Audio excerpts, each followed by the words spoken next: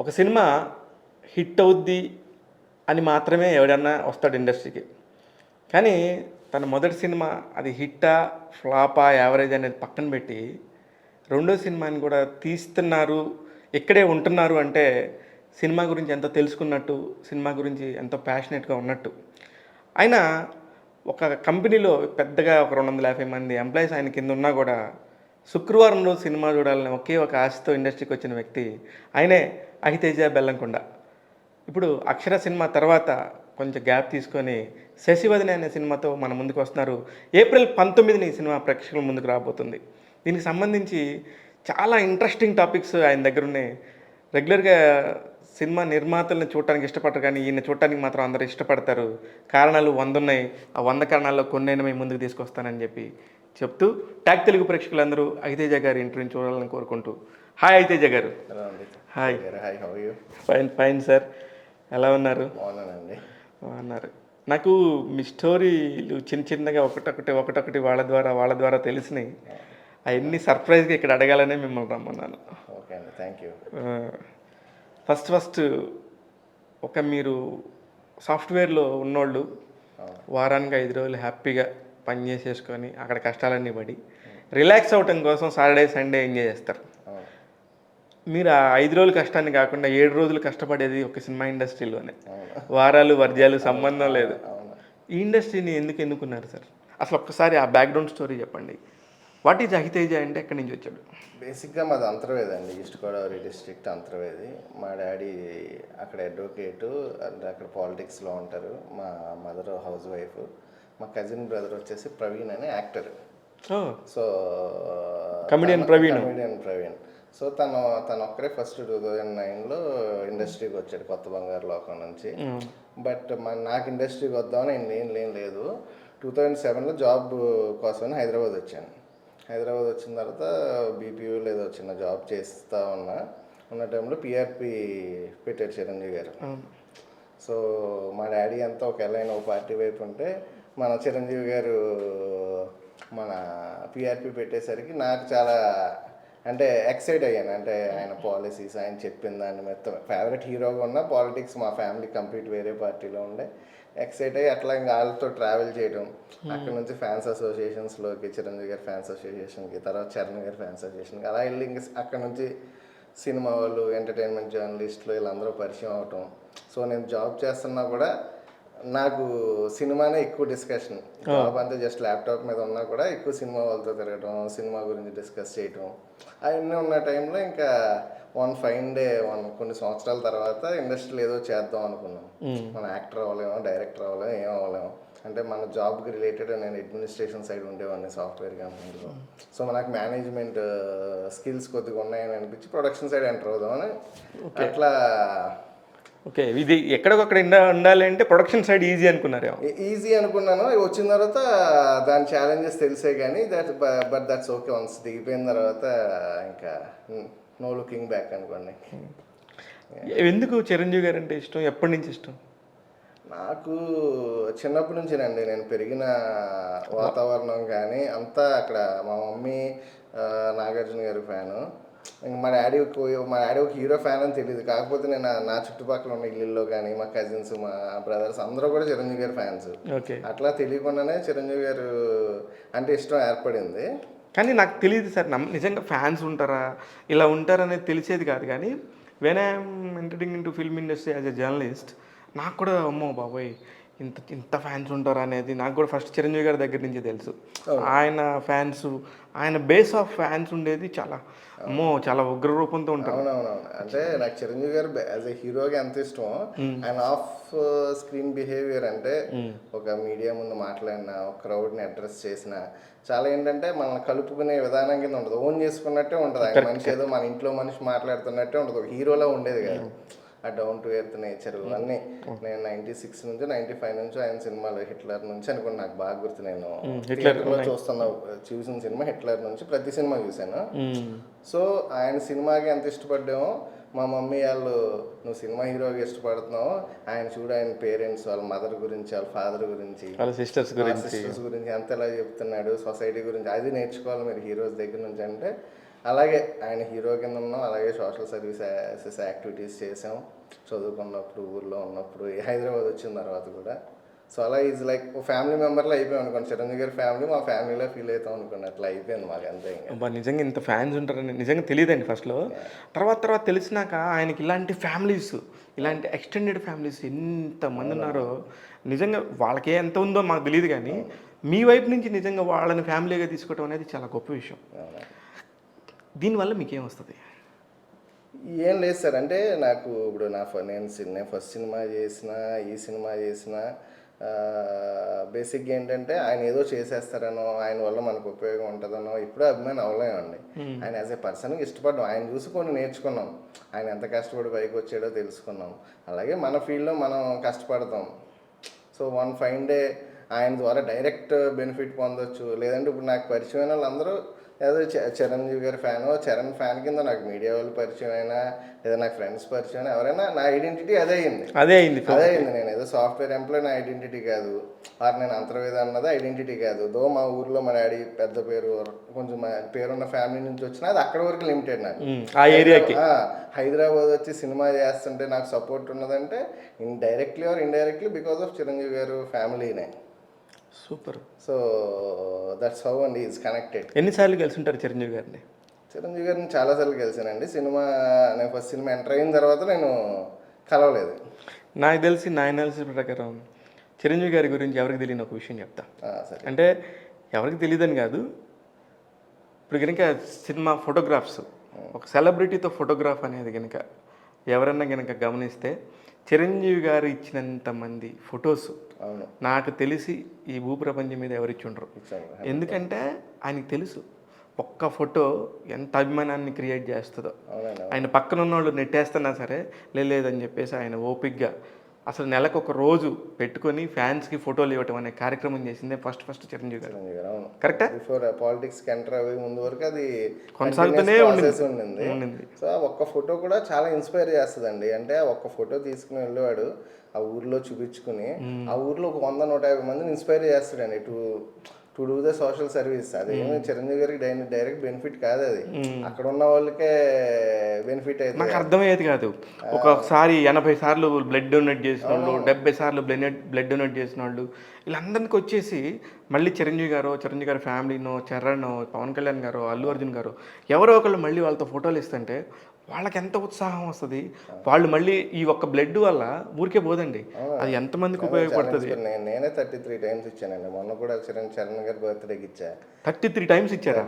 ఇది నాకు నిజంగా తెలియదు. 33 టైమ్స్ బ్లడ్ డొనేట్ చేశాను. నా ఆర్గాన్స్ అవన్నీ ఎప్పుడు సంతకం పెట్టానో కూడా తెలియదు. 2016లోనో 15లోనో నా చిరంజీవి బ్లడ్ బ్యాంక్ తరఫున ఆర్గానిక్ డొనేషన్ ఎప్పుడో పెట్టేసా. అది ఆర్గాన్ డొనేషన్ అనేది డొనేషన్ చేసేసాము. బ్లడ్ రెగ్యులర్గా ఇస్తానే ఉంటాను. అమ్మ బాబాయ్, మీరు నిజంగా పిచ్చి ఫ్యాన్స్ అండి. సో పిచ్చి ఫ్యాన్ అంటే it's in a good way అండి. అంటే మనం పక్క హీరోని ఎనీవన్ హేట్ చేయకుండా పాజిటివ్ ఫ్యానిజం ఆయన నేర్పింది మాకు చిరంజీవి గారు.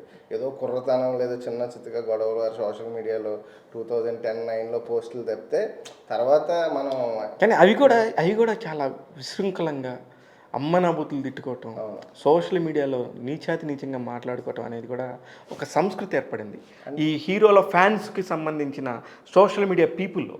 అవునండి. మీకు ఎంతవరకు అంటింది అది? అది అసలు మేమైతే మా జనరేషన్ ఆఫ్ ఫ్యాన్స్ అయితే మేము బూతులు సోషల్ మీడియాలో తిట్టుకున్నది అసలు చాలా రేర్ అండి. కానీ నేను అడిగిన క్వశ్చన్ అయితే తప్పు కాదు.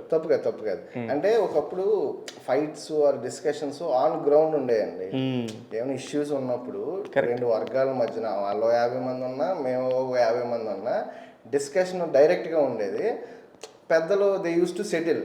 ఇప్పుడు సోషల్ మీడియాలో ఏమైతుందంటే తిట్టుకుంటున్నారు, సెటిల్ చేసేవాడు లేడు. ఎవడ ఫోన్ ఆడెక్కడో ఉంటాడు, ఇతను ఎక్కడో ఉంటాడు, ఎవరెవరు ఐడెంటిటీ ఉండదు. మోస్ట్ ఆఫ్ ద ఫ్యాన్స్కి ఐడెంటిటీ ఉన్న ఫ్యాన్స్ ఎప్పుడు నోరు జారండి.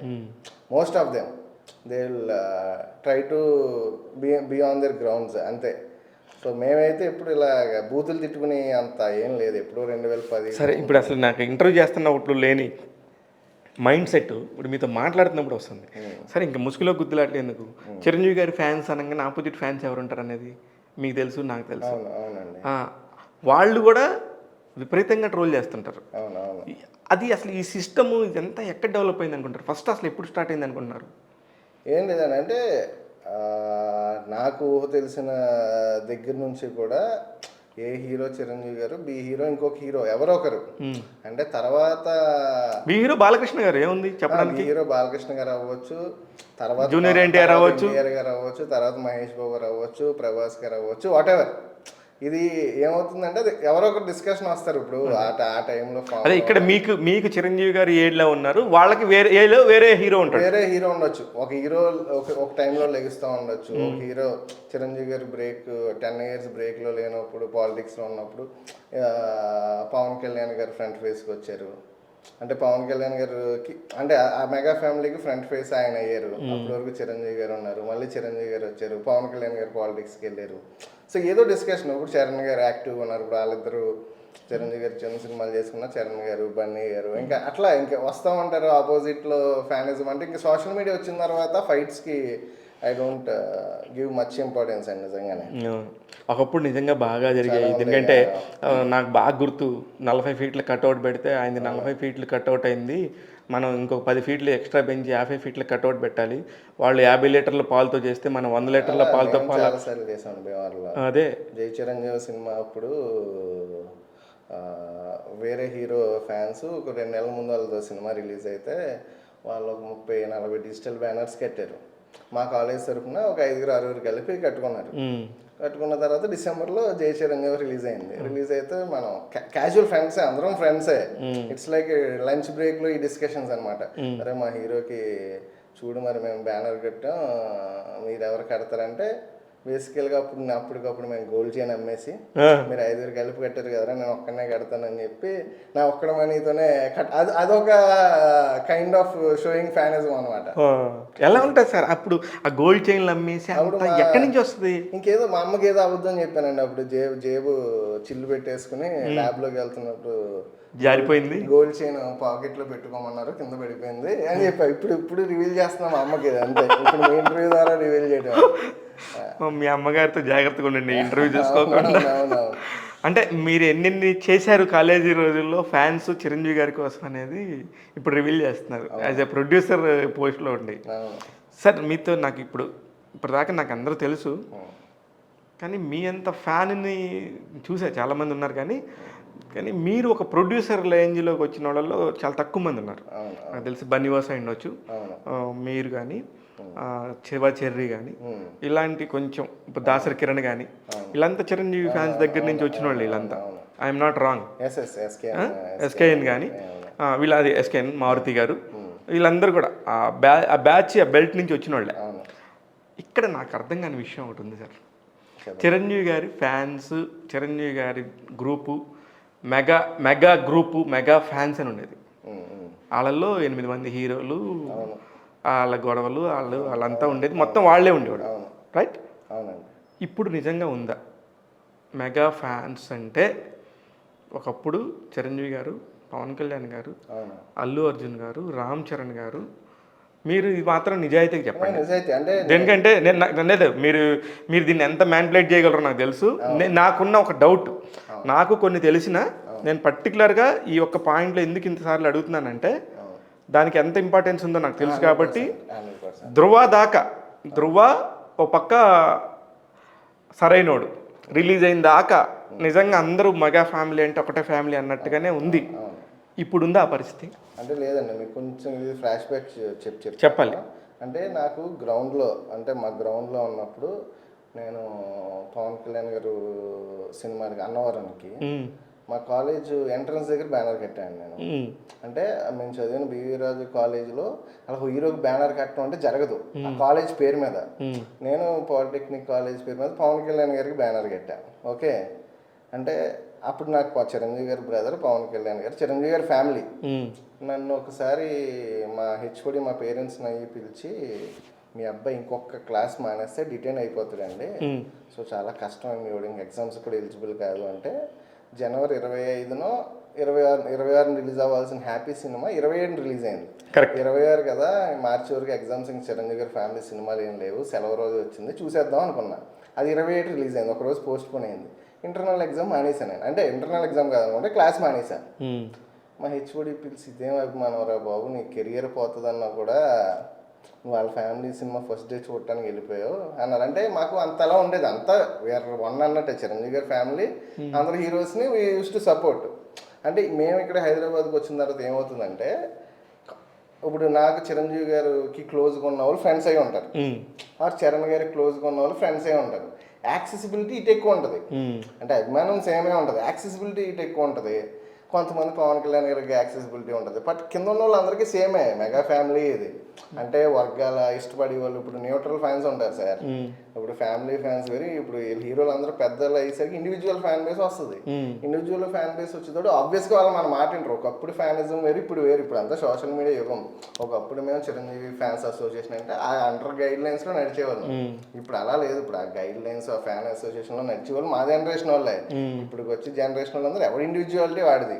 సో ఆబ్వియస్గా ఆ డిస్కషన్ ఉంటుంది తప్పితే అప్పటి నుంచి ట్రావెల్ చేసే వాళ్ళు ఎవరికి వీ వోంట్, అంటే సెపరేట్. నా క్వశ్చన్ మళ్ళీ ఒకసారి ఆలోచించండి, చెప్పండి, ఇప్పుడు చెప్పండి ఆ క్వశ్చన్కి సంబంధించి. అంటే ఈ జనరేషన్ ఫ్యాన్స్ వల్ల వచ్చిన డిఫరెన్సెస్ అంటున్నాను నేను. అంటే ఓకే, వాళ్ళ హీరో వాళ్ళకి గొప్ప అండి, చిరంజీవి గారి మ్యాటర్ కదా సార్. చిరంజీవి గారి కంటే అల్లు అర్జున్ గొప్ప, రామ్ చరణ్ కంటే అల్లు అర్జున్ గొప్ప, చిరంజీవి గారి కంటే పవన్ కళ్యాణ్ గొప్ప. చిరంజీవి ఫ్యామిలీ నుంచి వచ్చిన ప్రతి హీరోకి కూడా ఇంకొక హీరోతో వాళ్ళే కాంపిటీషను, వాళ్ళ ఫ్యాన్స్ మధ్యలో జరుగుతుంది రచ్చ. మీరు నిజమా కాదా అబద్ధం ఆడకుండా చెప్పండి. జరుగుతుందండి. ఇప్పుడు చిరంజీవి గారి కంటే పవన్ కళ్యాణ్ గొప్ప అంటే పవన్ కళ్యాణ్ గారే ఒప్పుకోరు. నేను జనరల్ గా చెప్తున్నా, పవన్ కళ్యాణ్ గారు ఒప్పుకోవటం సంగతి నాకు తెలుసు. మేము చెప్పిన పాయింట్ ఈ ఫ్యాన్స్ మధ్యలో ఉంది. అదే ఈ జనరేషన్ ఫ్యాన్స్ మధ్యలో ఉంది అంటున్నాను. ఉండింది అంటే ఈ జనరేషన్ ఎందుకు ఉంది అంటే ఇప్పుడు ఎవరు ఎట్టు చూసినా సరే నిజంగా చిరంజీవి గారు వేసిన రోడ్డేగా ఇది. ఇప్పుడు చరణ్ ఒక సినిమాకి చిరంజీవి గారి కొడుకు కింద చూస్తారు సార్. మేము ఇప్పుడు చిరంజీవి గారి కొడుకు కింద నేను చరిత బెనిఫిట్ షోకి వెళ్ళటం వరకు చిరంజీవి గారి అబ్బాయి కింద వెళ్ళాను నేను. బెనిఫిట్ షోకి వెళ్ళిన తర్వాత ఫస్ట్ స్క్రీన్ మీద ఫస్ట్ సాంగ్లో డ్యాన్స్ చేసిన తర్వాత ఫ్యాన్ అయిపోయాను నేను. ఆ ఇన్స్టెంట్ ఫ్యానిజం, చాలా ఫ్రెష్గా ఉన్నాడని అనిపించింది. సో నేను ఇన్క్లైన్ టువర్డ్స్ చరణ్ ఎక్కువ ఉంది నాకు. అలాగే ఇప్పుడు బన్నీ గారు 15 సంవత్సరాలు పైన అయిపోయినట్టు ఉంది ఇండస్ట్రీ, 20 ఏళ్ళు పైన అయిపోయింది. సో అతను ఓన్ బేస్ అతను వస్తుంది కదండి ఆబ్వియస్గా. ఇంకా చిరంజీవి గారు అంటే వేరు. ఇప్పుడు మేమంటే ఎప్పటి నుంచి ఉన్నాం కాబట్టి మేము ఇంకా ట్రావెల్ చేస్తాం చిరంజీవి గారు అని. ఇప్పుడున్న జనరేషన్ వాళ్ళకి వాడు సరైనడు చూసి ఫ్యాన్ అయ్యి ఉండొచ్చు, లేదా రంగస్థలం చూసి ఫ్యాన్ అయ్యి ఉండొచ్చు, ధ్రువ చూసి ఫ్యాన్ అయ్యి ఉండొచ్చు. వాళ్ళని మనం కంట్రోల్ చేయలేం. నేను కంట్రోల్ చేయమంటలేదు, నేనేమంటున్నాను వీళ్ళకి మీరు ఒప్పుకోకపోయినా అల్లు అర్జున్కున్న ఫ్యాన్ బేస్ మెగా ఫ్యాన్స్ అంటే నేను ఒప్పుకోను 100%. అంటే ఇప్పుడు అదే అన్నాను, అలా చరణ్ కూడా ఉన్నారా అన్నా నేను. ఉన్నారు. నేను ఇక్కడ చరణ్ గారికి లేరు ఇట్లా అంటలేదు. ఒకప్పుడు ఒకే జెండా మీద నిలిచిన ఫ్యాన్స్ ఇప్పుడు 4-5 రకాల జెండాలు అయినాయి అంటున్నాను. ఇప్పుడు మా అందరికి చిరంజీవి యువత అన్నదో జెండా సార్. ఆ జెండా కింద ఇప్పుడు కూడా మేము అందరం అన్ని హీరోలకి సమానంగానే ఉంటాం. ఆ తర్వాత జనరేషన్ వచ్చిన ఫ్యాన్స్ బండి గారికి ఉండొచ్చు, చరణ్ గారికి ఉండొచ్చు, ఎవరికైనా ఉండొచ్చు. అది చిరంజీవి గారి ఫ్యామిలీ. దానివల్ల ఇప్పుడు మెగా యువత అనేవాళ్ళు, మెగా ఫ్యాన్స్ అనే వాళ్ళకి ఇబ్బంది లేదా అని అడుగుతున్నా.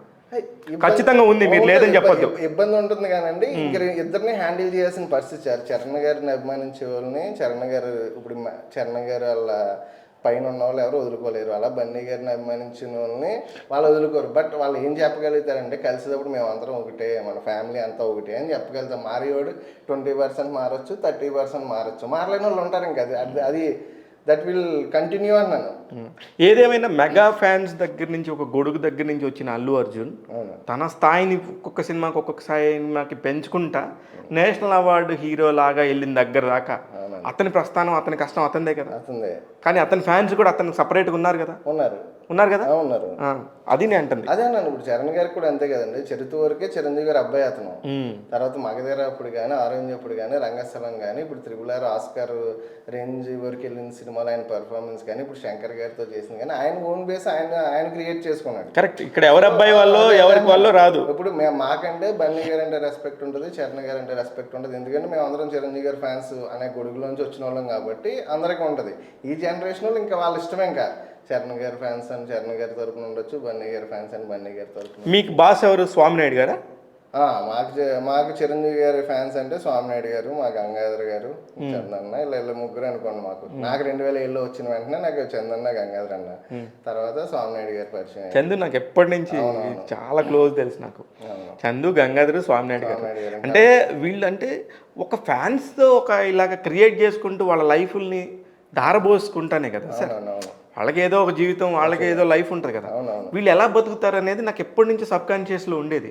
అంటే అండి స్వామినాయుడు గారు కానీ గంగాధర్ అన్న కానీ, గంగాధర్ అని మీకు తెలిసి అక్కడ జాబ్ చేస్తారు. స్వామినాయుడు గారు బ్లడ్ బ్యాంక్ యాక్టివిటీస్ అన్ని చూసుకుంటారు. చందన్ రియల్ ఎస్టేట్ చేసుకుంటాడు. అప్పుడు చిరంజీవి గారు తరపున ఉన్న వాళ్ళని ఆయన చూసుకుంటారు సార్. అపార్ట్ ఫ్రమ్ దీని ఎందుకంటే స్వామినాయుడు గారు కానీ గంగాధర్ వాళ్ళ లైఫ్ వాళ్ళ ఫ్యామిలీకి అంకితం చేస్తారు ఇంక చిరంజీవి గారి ఫ్యామిలీకి. సరే, ఫ్యాన్స్ గురించి లాస్ట్ క్వశ్చన్. చెప్పండి. చిరంజీవి గారు ఎంతమంది ఫ్యాన్స్ని నా మనుషులు అని చెప్పేసి దగ్గరకు తీసి వాళ్ళ జీవితాలని సెట్ చేశాడంటారు? చాలామందిని చేశారు సార్ ఆయన, చెప్పుకోలేదు. చాలామంది చేసుకెళ్ళి ఇప్పుడు మీరన్న స్వామినాయుడు గారు కానీ గంగాధర్ అన్న కానీ వీళ్ళందరూ చిరంజీవి గారు అంటే వాళ్ళు ఎంతమందిని ఇన్స్పైర్ చేస్తున్నారు. ఇప్పుడు చిరంజీవి గారు ఇద్దరు ఆడుకోవచ్చు, 10 మందిని పర్సనల్గా చూసుకోవచ్చు. వాళ్ళు ఎంతమందిని ఇన్స్పైర్ చేస్తారు. స్వామినాయుడు గారు అన్న ఆయన ఎంత వ్యవస్థను నడుపుతున్నాడు, గంగాధర్ గారు ఆయన స్థాయిలో ఆయన ఎంత వ్యవస్థ. కానీ నేను స్వామినాయుడు గారితో మాట్లాడినప్పుడు దీన్ని మెయింటైన్ చేసే విధానాన్ని చూసి షాక్ అయిపోయింది. ఇది ఒక అడ్మినిస్ట్రేషన్ వ్యవస్థ, వీళ్ళు ఒక సపరేట్ గవర్నమెంట్ నడుపుతున్నట్టు ఉంటుంది అక్కడ ఒక పరిస్థితి. ఈ ఫ్యాన్ బేస్డ్ పీపుల్ని ఈ చిరంజీవి గారు స్టార్ట్ చేసిన ఈ ఎరా అంతకుముందు కూడా అనేక మంది ఫ్యాన్స్లు వేస్లు అక్కినేని నాగేశ్వర గారు మీ అందరికంటే కృష్ణ గారి ఫ్యాన్ బేస్ చాలా ఎక్కువ. చాలా చిరంజీవి గారి కంటే ముందు ఒక మాస్ ఇమేజ్తో ఉన్న ఫ్యాన్ బేస్ చిరంజీవి గారు. ముందు కృష్ణ గారు, కృష్ణరాజు గారు, అక్కినేని నాగేశ్వర గారి ఫ్యాన్స్. అసలు అక్కినేని నాగేశ్వర గారి ఫ్యాన్స్ అయితే విభాగాలు కొట్టుకొని విడిపోయి అక్కినేని నాగార్జున యువతని, అక్కినేని నాగార్జునకే మళ్ళీ నాకు 4-5 రకాల బేస్లు విడిపోయిన వాళ్ళు తెలుసు. వీళ్ళందరికీ ఎలా మనుగడ ఉంటుంది, వీళ్ళ ఇళ్లలో వీళ్ళని ఎలా ఒప్పుకుంటారు అనేది నాకు ఎప్పటికీ అర్థం కాని క్వశ్చన్. ఒకప్పుడైతే చాలా త్యాగాలు చేస్తారు సార్ హీరోల కోసం. అంటే ఇప్పుడు కొద్దిగా ఏమైందంటే ఈ సోషల్ మీడియా అవేర్నెస్ వచ్చిన తర్వాత అంటే మనం అక్కడ ప్రజెంట్ అవ్వాల్సిన అంత అవసరం చాలా తక్కువ ఉంటుంది. ఇప్పుడు అంతా ఫోన్లో నడుస్తుంది, ఎవరు ప్రొఫెషనల్ వాళ్ళు చూసుకుంటున్నారు, అంటే బ్యాలెన్స్ చేస్తున్నారు. ఇప్పుడు అలాగే ఇంకా సర్వం అర్పించే వాళ్ళు ఇప్పటికే ఉన్నారు. కానీ ఒకప్పుడు ఎక్కువ ఉండేది, ఈ నెంబర్ ఎక్కువ ఉండేది. ఇప్పుడు గ్రాడ్యువల్లీ తగ్గుతుంది 100%. అంటే తగ్గుతుంది మీన్స్ వాళ్ళు కూడా వీళ్ళతో అంతే రెస్పాన్సిబుల్గా బిహేవ్ చేస్తున్నారు. ఒకప్పుడు ఉన్నంత యాక్టివ్గా చిరంజీవి గారు ఇప్పుడు 100% లేరని చెప్పాలి, లేరు. ఎందుకంటే అది ఆ ఎరా వేరు, నడిపించిన విధానం వేరు. అప్పుడు అవసరం కూడా, ఇప్పుడు ఆయనకు అవసరం లేదు, సోషల్ మీడియా వచ్చేసింది, మనుషులు చుట్టుపక్కల ఉన్నారు, ఆయన చూసుకునే వాళ్ళు ఉన్నారు. ఇకపోతే ఈ ఒక్క పాయింట్లో మీకు గొడవలు జరిగినప్పుడు ఎవరు తీరుస్తారు? మాకంటే మీలోనే మీ ఫ్యాన్స్, ఇప్పుడు మీరు అంతర్వేదినో గోదావరి జిల్లా నుంచి వచ్చినప్పుడు ఇంకొక దగ్గర వచ్చినప్పుడు వాళ్ళకి ప్రయారిటీ ఎక్కువ వస్తుంది, మాకు ప్రయారిటీ తగ్గుతుంది అనే గొడవలు ఉంటాయి. 100% ఉంటుంది. ఇక్కడైతే స్వామినాయుడు గారు అలా తీరుస్తారు, స్వామినాయుడు గారు గంగాధర్ గారు ఎలా తీరుస్తారు అనుకోండి. నాకు పర్సనల్గా అయితే నేను ఎప్పుడు కూడా వర్గాల సైడ్ ఇంక్లైన్ అవునండి. నాకు end of the day Chiranjeevi గారు ఫ్యాన్. నేను వేరే వాళ్ళకి ఏదో ఇంపార్టెన్స్ ఇస్తున్నారు అవన్నీ అసలు నథింగ్. ఒక ఫ్యాన్గా మీరు నిర్మాతగా మారుతున్నప్పుడు చిరంజీవి గారి దగ్గర నుంచి కానీ ఆ టీం దగ్గర నుంచి కానీ మీకు వచ్చిన సపోర్ట్ ఏంటి? అంటే చిరంజీవి గారి దగ్గరికి ఎప్పుడు వెళ్ళలేదండి. నేను ప్రొడ్యూసర్ అయిన తర్వాత వెళ్ళలేదు. ప్రొడ్యూసర్ అయిన తర్వాత నేను వెళ్ళలేదు. ఎందుకు ఏమో నేను వెళ్ళలేదు. ఇంకా నాకు ఏంటంటే ఒకసారి ప్రూవ్ చేసుకున్న తర్వాతే వెళ్దాం అన్నది ఎందుకో నేను నా మైండ్లో అలా ఫిక్స్ అయ్యా. చరణ్ గారి దగ్గర స్టాఫ్కి అయితే తెలుసు నేను ఎలా ప్రొడ్యూసర్ అయ్యానన్న విషయం అయితే తెలుసు. చరణ్ గారి వరకు వెళ్ళిందా అన్నది మనకు తెలీదు. బట్ ఏంటంటే నాకు పర్సనల్గా కానీ డైరెక్ట్గా కానీ వాళ్ళు ఇప్పుడు అక్కడ చుట్టుపక్కల హీరోస్ చుట్టుపక్కల ఉన్న వాళ్ళంతా మనకి ఇప్పుడు సపోర్టే చేస్తారు.